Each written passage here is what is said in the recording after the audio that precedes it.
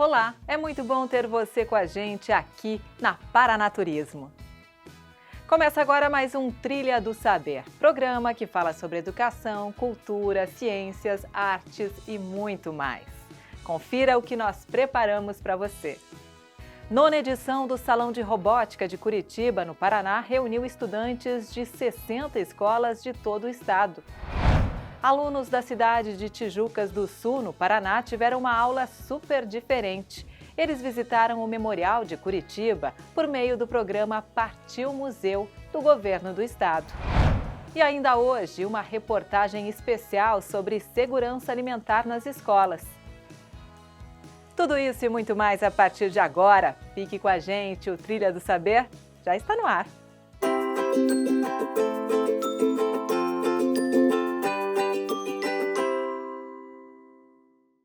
Um verdadeiro show de criatividade marcou a nona edição do Salão de Robótica de Curitiba, que reuniu estudantes de mais de 60 escolas do Paraná em 2 dias de muita inovação e competição. Acompanhe! Robôs com caras de robôs ou em formato de carrinhos de corrida, tentando seguir linhas, ocupando o posto de bombeiro em uma simulação de incêndio e até uma boneca robô. Tudo junto e misturado em um desfile de fios, peças, legos, placas, sensores, controles remotos, ideias, concentração, competições na nona edição do Salão de Robótica de Curitiba. A importância da aprendizagem na prática que os alunos têm aqui é muito mais do que meses estudando dentro de uma sala de aula. Claro que tudo tem o seu valor, só que aqui a adrenalina, a energia, a competitividade faz com que eles tragam tudo à flor da pele, de um jeito bom, de um jeito organizado, e eles coloquem, eles apliquem tudo que eles aprendem nas aulas. Então, se a gente tem uma oportunidade de potencializar o aprendizado, é aqui que eles vão vivenciar isso. A gente está há 10 anos trabalhando já com robótica dentro da escola. Então a gente trabalha com as 4 categorias da FIRST já, desde os aluninhos de 6 a 10 anos, vai para os 10 até os 15 e a categoria do ensino médio. É a First Lego League Explore, First Lego League Challenge, a FTC, que é a First Tech Challenge, e também a FRC, que é a maior categoria da FIRST, a First Robot Competition. Inclusive, nós estamos indo para uma competição no Rio Grande do Sul agora em outubro. Os alunos da rede estadual que participaram usaram o material dos kits de robótica disponibilizados pela CED para as aulas de robótica e pensamento computacional. Porém, estar nesse ambiente foi mais que uma oportunidade de aprender praticando o que vivenciam no dia a dia da escola. Foi conhecer as novidades e interagir com elas. A gente trouxe um seguidor de linha. Esse robô, você coloca ele na pista, ele tem 2 sensores que quando ligados, eles giram as rodas e se tiver alguma linha preta tampando a luz, ele vira. Ele para essa roda e começa a girar só essa. Aí ele vai virando até seguir todo o percurso. Seguindo todo o percurso, a gente ganha a competição, a primeira rodada. Para muitos é uma brincadeira. Para nós é uma mineração de talentos para o mundo. Eu digo isso para o mundo. Porque tem uma garota que ontem ela fez um vídeo com a gente, ela está em Londres, ela era daqui. Tem uma garota que está em Taiwan, tudo pago, que saiu da robótica. Então nós temos alunos espalhados pelo mundo que a robótica deu essa oportunidade para eles. E a empregabilidade é mundial. Hoje, aluno do curso de Engenharia de Controle e Automação da Universidade Tecnológica Federal do Paraná, a UTFPR, Vinícius Senegalha, começou no ensino médio do Padre Cláudio Morelli, o que foi fundamental para a escolha da profissão. Eu comecei no primeiro ano do ensino médio, atuando numa competição chamada FLL, que trabalha com peças de Lego, controladores de Lego. Depois disso, eu atuei um período na UBR, que é a competição que está tendo aqui no salão hoje, que é uma competição que simula um desastre natural. E depois, no último ano, eu trabalhei numa competição mais evoluída, que são de robôs maiores, são robôs que pesam até 40 quilos. E tem o objetivo de preparar os estudantes para entrar na universidade com conhecimento sobre programação, eletrônica, engenharia em si. A robótica me significou, na verdade, o meu futuro e também me significou uma evolução, sabe? Eu pretendo ser um ótimo engenheiro e atuar no mercado de uma forma muito boa, para acrescentar, sabe, para mudar, para criar algo novo, para ajudar a população mesmo. Nós temos alunos que passam pela robótica, que já passaram pelas 4 categorias da FIRST, além da UBR, que hoje nós estamos tendo o evento da UBR também aqui, né? Estamos com 3 equipes nossas competindo e temos mentores. Esses mentores, eles saem da equipe, vão para a universidade e eles voltam a ajudar a gente e ainda, claro, a maioria deles, quase que 100%, sai com emprego garantido daqui, em estágios, inclusive com indicação do próprio projeto de robótica aqui da escola. Um dos organizadores, Cláudio Navarro, que também é empresário do setor de tecnologia, diz que eventos como o Salão são um termômetro para revelar talentos e o mercado está de olho neles. O que eles estão aprendendo aqui está sendo utilizado no mundo. Então, o que nós estamos mostrando para ele, que não importa se ele é de uma escola estadual, municipal, de bairro, da onde ele pode acessar qualquer empresa do mundo. O mundo está precisando de talentos como eles. Ah, mas não vai contratar agora com 8, 10 anos, é óbvio. Mas com 16, 17, 18, quando começa menor aprendiz, estágio, eles já estão preparados para entregarem resultado. Então, é isso que a gente coloca nas empresas. Essas crianças e adolescentes estão preparados para assumir responsabilidade de gente grande dentro das empresas.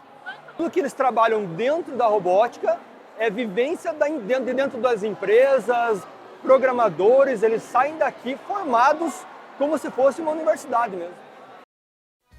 Legal, né? Esse evento mostra na prática que educar é preparar os jovens para o amanhã. O governo do Paraná tem um programa chamado Partiu Museu, onde escolas do estado podem levar os estudantes para um passeio incrível e eles vivem uma verdadeira imersão cultural. Dessa vez, estudantes da cidade de Tijucas do Sul vieram a Curitiba para conhecer um pouco mais da história da capital paranaense. Os alunos do 6º ano do Colégio Estadual do Campo, professora Camila Pivovar da Cruz, de Tijucas do Sul, trocaram a sala de aula por um roteiro cultural em Curitiba. De manhã, a parada foi no Museu Oscar Niemeyer. À tarde, o grupo seguiu viagem pela história da capital, com visita ao Centro Histórico e ao Memorial de Curitiba. Eu achei Curitiba muito legal, muito diverso, com várias coisas que a gente pode se divertir, né? E eu gostei bastante também do museu que a gente foi e agora que a gente tá aqui para ver como que é. Eu fiquei bem feliz, né? Quando eles falaram lá, eu fiquei bem alegre, que eu sabia que a gente ia vir nos 2 museus. Eu fiquei tão ansioso que eu até pesquisei os 2 museus para ver antes. O Memorial de Curitiba foi projetado em linhas modernas, estrutura metálica, paredes de vidro e contrasta com as construções históricas ao redor. O espaço se consolidou como um dos principais centros culturais da capital.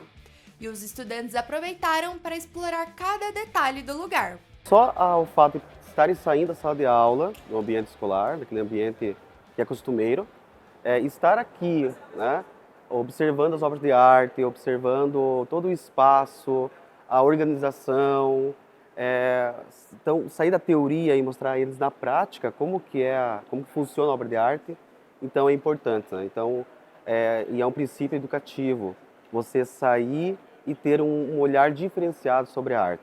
Nós estivemos no MON no primeiro momento, e no MON eles puderam observar algumas obras, por exemplo, feitas com reciclável. Então, obras importantíssimas, assim, eles viram que é possível fazer arte com qualquer objeto. Então, na visão deles, puderam até interagir com algumas coisas ali, né, tal. Durante a visita, os estudantes também contaram com a mediação da equipe educativa da Fundação Cultural de Curitiba, que apresentou curiosidades e ajudou a transformar o passeio em uma verdadeira aula fora da escola. Geralmente a gente evita fazer o guiamento, né, por uma veia mais turística. A gente respeita o trabalho desses profissionais e essa abordagem, mas a gente realiza a metodologia da mediação. A mediação, ela é considerada uma educação não formal.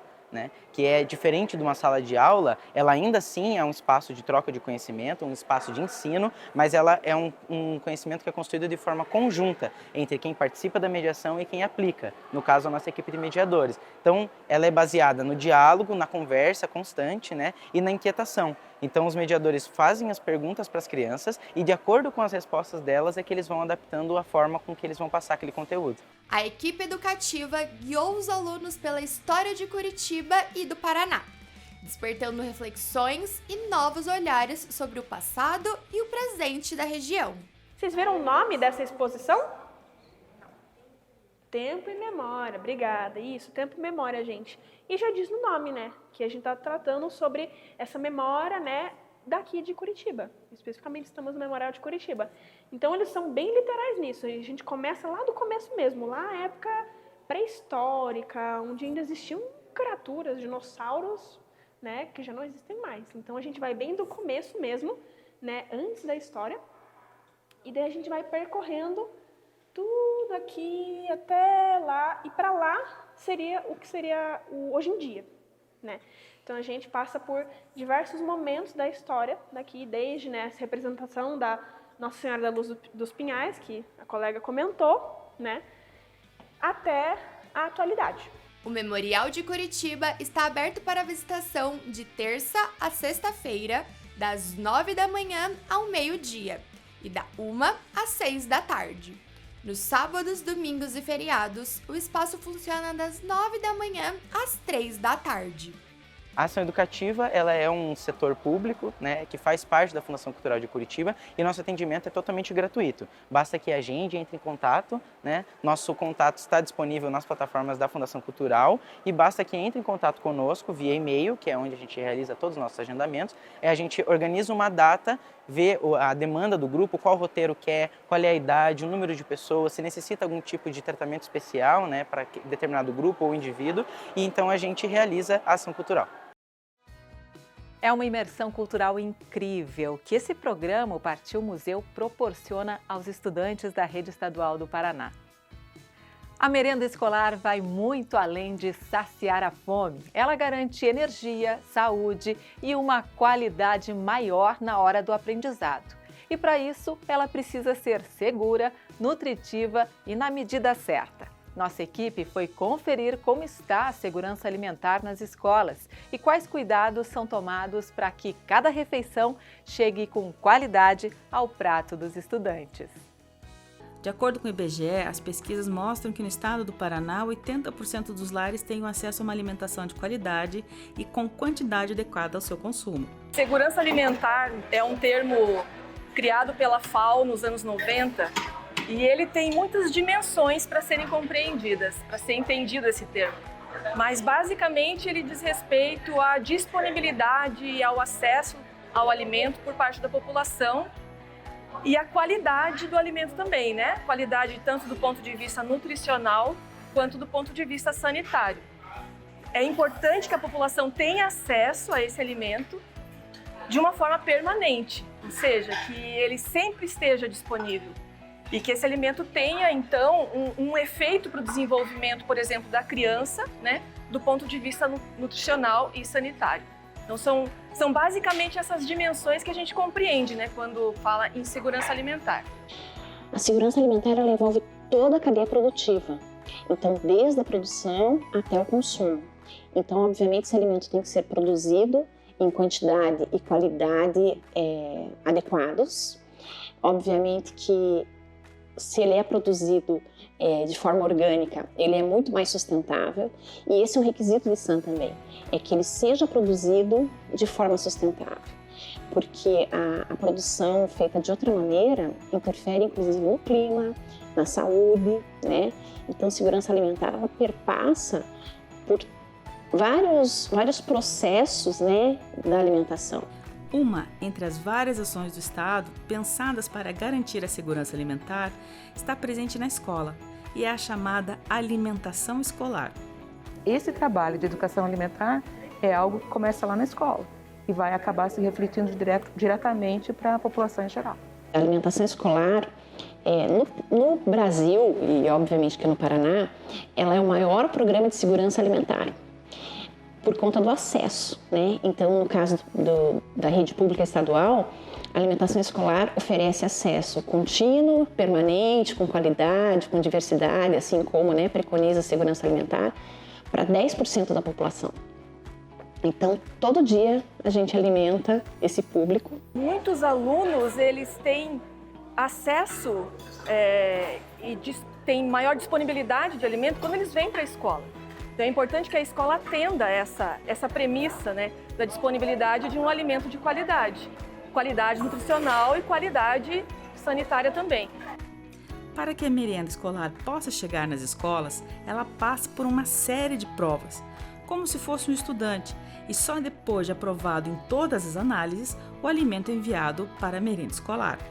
A qualidade do alimento não é só ali na hora do consumo, né? A qualidade da preparação em si, ela começa muito antes, com a seleção de fornecedores e com o controle de qualidade laboratorial.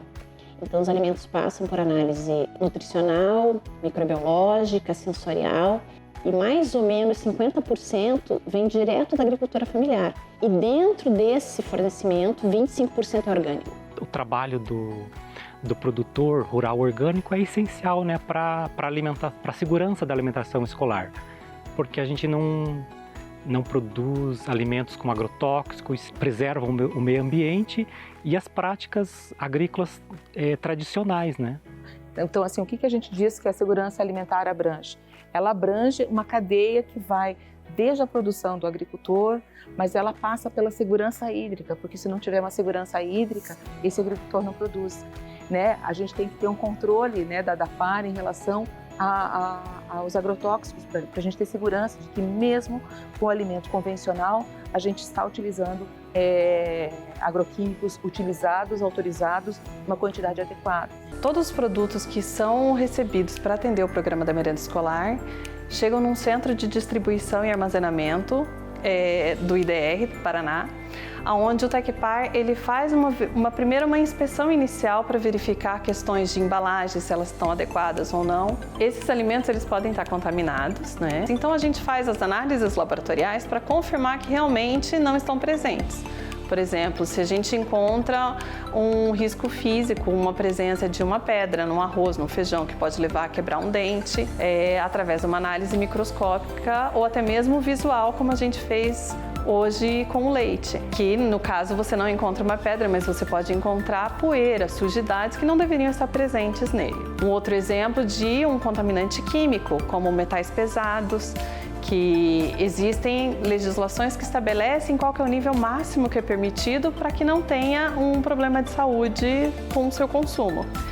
E também o risco biológico. Nós fazemos análises microbiológicas para certificar que esses produtos não estão contaminados e que podem ser consumidos com segurança nas escolas. Desde o início do programa, foi inserido alguns tipos de alimentos de acordo com as restrições alimentares das crianças nas escolas. Então, por exemplo, aqui nós fazemos análise de glúten para avaliar se um produto que não deveria ter glúten, realmente não tem, para garantir que uma criança celíaca não tenha problemas no consumo desse alimento. Também fazemos análise de lactose, que seria um indicativo da presença de leite, de soja, que é um outro tipo de alergênio e que tem muitas crianças com restrições.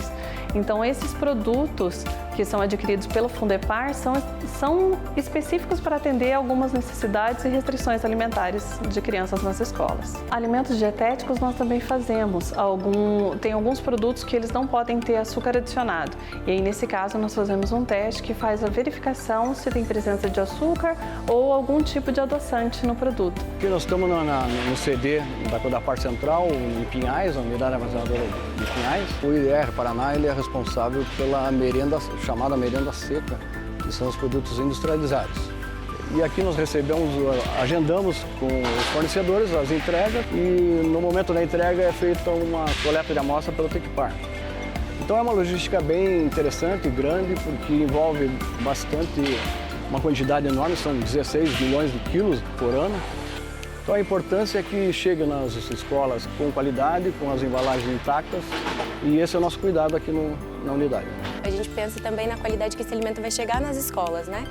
Então o macarrão antes era enviado em fardo. Hoje nós mudamos para caixa, para que esse produto, que é um produto sensível, ele não quebre no transporte e chegue com uma qualidade ideal para os alunos. Hoje nós temos as nutricionistas na ponta, que elas fazem todo esse trabalho. Então de como o estoque tem que ser organizado para manter a qualidade, sobre data de entrada e saída dos alimentos. Então o primeiro que vence é o primeiro que sai. Então tudo isso hoje as nutricionistas estão lá na ponta para fazer essa orientação com elas. A proximidade entre as nutricionistas, gastrólogas e merendeiras gerou um momento culinário para mostrar que, quando se fala em segurança alimentar, também se fala nas delícias da escola, feitas para o lanche dos estudantes com um tempero muito especial, o amor. Então, as receitas do Delícias da Escola, elas resgatam um pouco esse consumo dos alimentos in natura e minimamente processados, em maior quantidade e menos quantidade dos alimentos processados e ultraprocessados, né? Então, até é uma forma de mostrar para os alunos que a alimentação saudável ela pode ser tão prazerosa e pode ser tão gostosa, né? Quanto uma alimentação que às vezes eles estão acostumados a ver em casa pela praticidade, né? É uma forma de trazer a educação alimentar nutricional no dia a dia das crianças, né? Todos os produtos são testados aqui. Nós fazemos primeiramente uma análise sensorial interna e depois uma análise sensorial externa nas escolas, com os produtos. Às vezes a gente tinha um certo produto, vamos pôr um exemplo, composto de coco. E daí as merendeiras não sabiam o que fazer com esse composto. Aí elas pediam receitas e a nossa equipe começou a criar várias receitas. Surgiu a ideia de fazer, por que não fazer então o programa Delícias da Escola? Com os produtos que vão para as escolas, sabe? Sair daquele normal, sabe? Criar uma coisa genial com os produtos. Por exemplo, a canjica, sempre aquela canjica doce. A gente desenvolveu uma receita, escondidinho de canjica, uma receita salgada. Então, receitas criativas com os produtos que as merendeiras têm na escola. As merendeiras, elas são pessoas abençoadas, né? Porque elas trabalham com comida. E eu acho que comida é um gesto de amor. Você só cozinha se tiver muito amor no coração, né? A comida, a gente coloca o amor, porque quem cozinha tem que cozinhar com amor, né? Se você cozinha braba, se cozinha, eu tô fazendo essa comida por fazer, não é legal, né? Mas é gostoso fazer com amor, né? E eu creio que quem recebe a comida também sabe que foi feito com amor, né? Eu vejo assim que muitos deles falam pra gente, né? Tia, como é gostoso a gente se alimentar bem, que a gente pode, né, estudar bem, a gente pode, né, ter mais energia para a gente poder estudar, né? Eu sou muito realizada naquilo que eu faço. A minha mãe sempre queria que eu fosse outras coisas, né? Como secretária, né? Mas eu sou muito feliz naquilo que eu faço. Eu faço com muito amor, né? E coisa mais gostosa, quando eles estão comendo, eles vêm repetir e falam, tia, a comida tá uma delícia, né? Daí ele fala, a comida tá uma delícia hoje. Daí eu ainda brinco para eles, né? É só hoje? Daí eles, não, é todo dia, né? E desse amor, muitos estudantes de cursos técnicos, como os estudantes de escolas agrícolas, podem transformar esse amor recebido em profissão e ser ele mesmo um futuro fornecedor de alimentos para a merenda escolar. Hoje a gente tem alunos que existe uma variação muito grande, né, em relação aos nossos alunos, em relação ao futuro deles, o que eles vão fazer depois que eles saem daqui.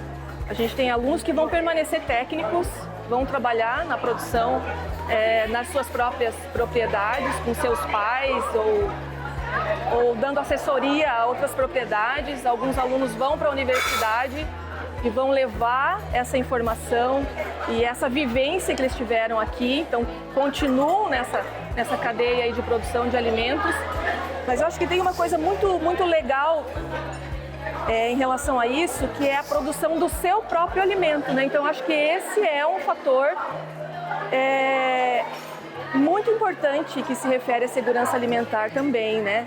Eu posso produzir o meu próprio alimento. Nós temos alunos que hoje podem prestar assessoria, inclusive nas hortas urbanas. Nós temos um projeto aqui na escola que trabalha com a produção, com a implantação de hortas nas escolas. Então, leva essa informação. Então, o nosso aluno ele tem essa condição de ser um produtor, de ser um estudante que continua seus estudos nessa área da produção de alimentos, né? E de levar informação também para outras pessoas. E ser ele mesmo produtor de alimentos na sua própria propriedade. Então é bem bonito isso, bem importante. Esse aluno do colégio agrícola, ele está muito preparado. Ele está com informação que muitas vezes o dono da terra não tem, e que realmente ele vai fazer a diferença. Então, essa mudança de comportamento, essa aceitação, essa abertura para o novo, né, e para a informação, ela é fundamental para a gente mudar nosso campo também. É um novo profissional do campo muito mais habilitado, que não vai trabalhar tanto com as tentativas e erros. Ele vai ter conhecimento para poder acertar. Como o produtor rural Júlio, que também é professor da Rede Estadual de Ensino, a ter a alegria de ver a sua produção fazendo parte da merenda escolar de tantos estudantes. Eu vim da escola, né? E aí a gente produzia esse alimento, né, mais saudável, que é sem agrotóxico, né? Então, para mim foi uma satisfação enorme, né? É isso mesmo, criança bem alimentada aprende melhor. E aqui no Paraná, os estudantes têm acesso a 3 refeições por período nas escolas. A professora Rosane compartilha a história de como a admiração por pessoas ao redor dela foi decisiva na hora de escolher a profissão de docente. Hoje, ela acredita que a educação tem a capacidade de aprimorar a vida das pessoas diariamente.